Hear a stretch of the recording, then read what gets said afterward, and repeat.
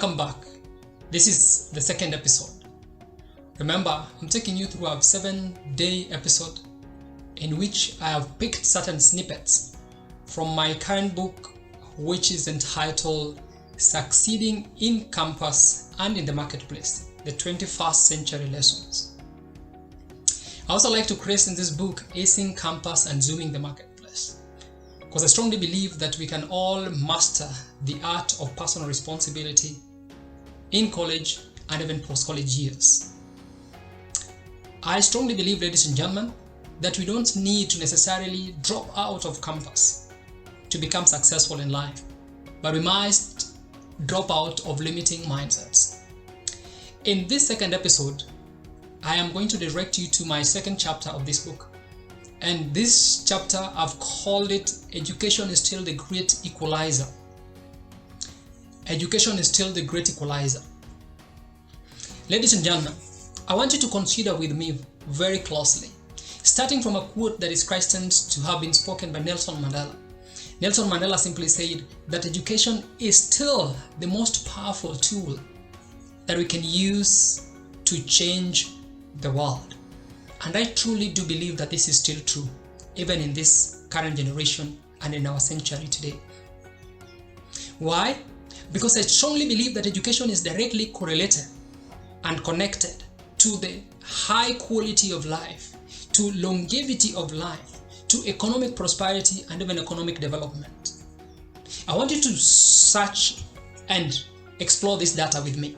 If you look at the nations in the world with the best education systems, with the best universities, you'll realize that these nations have also the best quality of life, measured in whichever way you look at it, whether it's in terms of gross domestic product, which measures economics, or you measure it in terms of longevity of life, or even just general quality of life.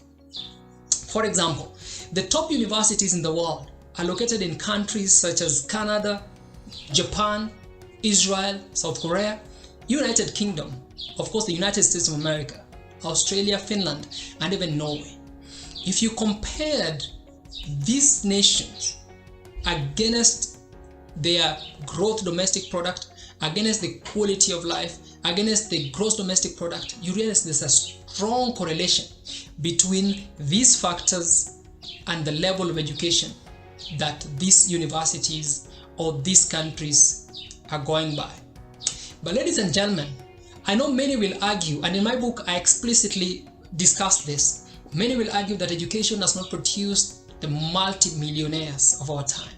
They will say that the top 10 or the top 40 richest men in the world are not necessarily the most educated, and I totally do agree with them. We're talking about men like Warren Buffett, men like Bill Gates, men like Mark Zuckerberg.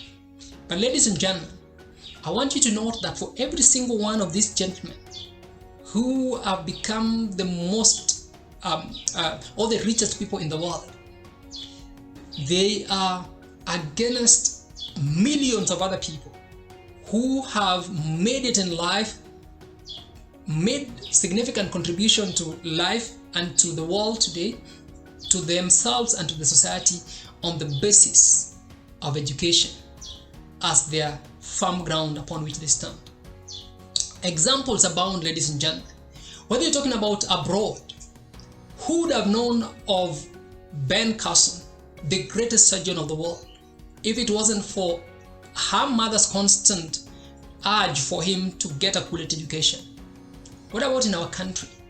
We all know and are proud of Professor Wangari Maathai, but education is what gave her the foundations to become who she was, rising to the point of earning the title of the Nobel laureate, the first woman for that matter in Africa. So ladies and gentlemen, even when you talk about the richest men in the world, Bill Gates may be the richest man in the world. He may not have dropped out, I may have dropped out of college, yes, but be warned, he doesn't employ those that have fallen out of college.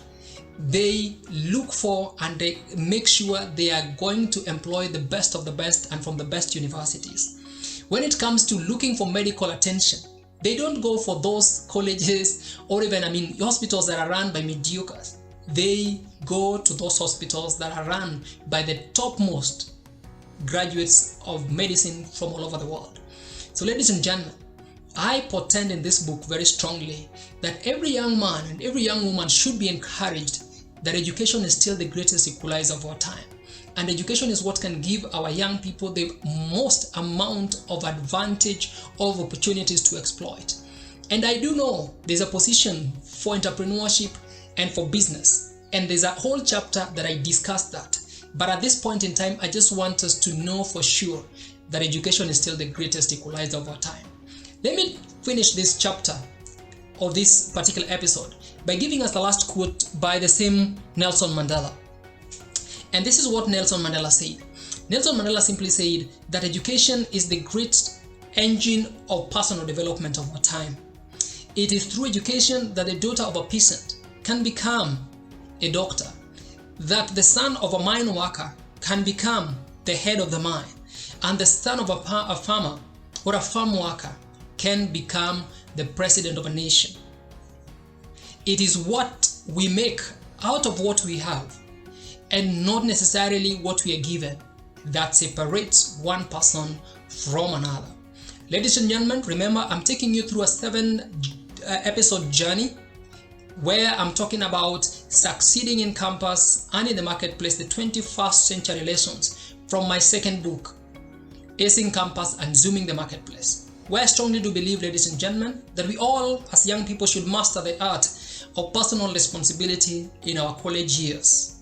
I do believe, ladies and gentlemen, that you don't have to drop out of college to become successful, but you may need to drop out of limiting mindset. And until next time, ladies and gentlemen, feel free to get in touch with me on my Facebook page, or you can go to my YouTube channel, or better still, you can reach me out on my website at catalystbeneficent.com. Until next time, God bless you and see you soon.